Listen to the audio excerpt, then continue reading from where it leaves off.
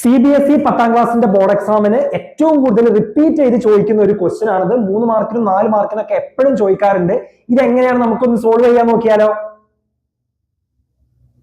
ഇവിടെ നമുക്ക് power plus 4d എന്ന് തന്നിട്ടുണ്ട്. സോ എഫ് കാണാൻ വേണ്ടി നമുക്ക് എന്ത് ചെയ്യാം, 1/p.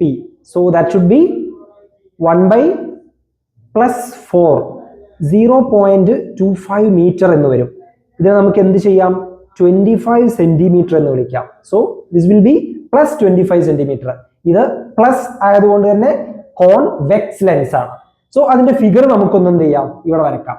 കോൺവെക്സ് ലെൻസ് ആവുമ്പോൾ ദിസ് ഈസ് ഒപ്റ്റിക്കൽ സെന്റർ ഓ, ഇവിടെ F1 വരും, ഇവിടെ 2F1 വരും. ഓക്കെ, സോ 25 സെന്റിമീറ്റർ ആണ്. ദിസ് ഈസ് 25, 2F1 എന്താണ്, 50 സെന്റിമീറ്റർ എന്ന് വരും. Okay, so object is placed at A distance of 50 centimetre എന്ന് പറയുമ്പോൾ ഒബ്ജക്ട് ഇവിടെയാണ് പ്ലേസ് ചെയ്തിട്ടുള്ളത്. പാരലൽ ആയിട്ട് പാസ് ചെയ്ത് വന്നാൽ അതെന്ത് ചെയ്ത് കൂടെ പാസ് ചെയ്ത് പോകും. ഒപ്റ്റിക്കൽ സെന്ററിലൂടെ പാസ് ചെയ്ത് പോകുന്നത് ഡീവിയേഷൻ ഇല്ലാതെ ഇതിലൂടെ പാസ് ചെയ്ത് പോകും.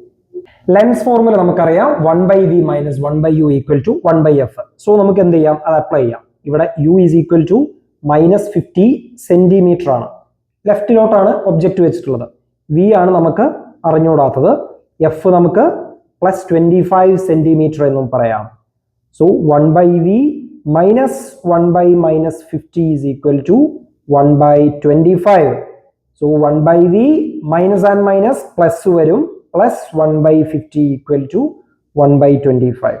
ഇവിടെ 1/v കാണാൻ നമുക്ക് എന്ത് ചെയ്താൽ മതി, 1/25 മൈനസ് 1/50. സോ ഇവിടെ നമുക്ക് ഡിനോമിനേറ്റർ രണ്ടും സെയിം ആക്കുകയാണെങ്കിൽ നമുക്ക് എങ്ങനെ വരും, 2/50 മൈനസ് 1/50. സോ നമുക്ക് 1/50 എന്ന് തന്നെ ആൻസർ വരും. അപ്പോൾ v എന്ത് തന്നെയാണ് നമുക്ക് ആൻസർ കിട്ടുക, v should be plus 50 centimetre. ഈ പ്ലസ് എന്നത് ഇൻഡിക്കേറ്റ് ചെയ്യുന്നത് റൈറ്റ് സൈഡിലാണ് ഇമേജ് ഫോം ചെയ്യുന്നത്. ഓക്കെ, ഇനി മാഗ്നിഫിക്കേഷൻ m കാണാൻ എന്ത് ചെയ്താൽ മതി, v divided by u. So plus 50 divided by minus 50, that is -1.